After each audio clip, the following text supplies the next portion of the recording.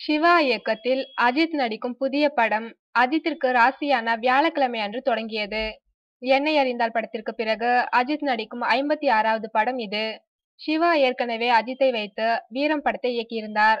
ஆரம்பம் மற்றும் என்னை அறிந்தால் படங்களுக்கு பிறகு ஏ.எம். ரத்னம் தயாரிக்கும் இப்படத்தில் அஜித்திற்கு ஜோடியாக ஸ்ருதிஹாசன் நடிக்க உள்ளார். அனிருத் இசையமைக்கின்றார். இப்படத்திற்கான பூஜை சமீபத்தில் வலசரவாக்கத்தில் உள்ள ஷீரடி சாய்பாபா கோயிலில் நடந்தது.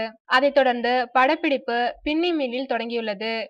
அஜித் தன் படங்களை சென்டிமெண்டாக வியாழக்கிழமை தொடங்குவதை வழக்கமாக வைத்துள்ளார். படத்தின் பூஜை, படப்பிடிப்பு தொடங்கும் நாள் மற்றும் படம் வெளியாகும் நாள் என அனைத்தும் வியாழக்கிழமையில்தான் அவர் நடத்துகிறார் என்பது குறிப்பிடத்தக்கது.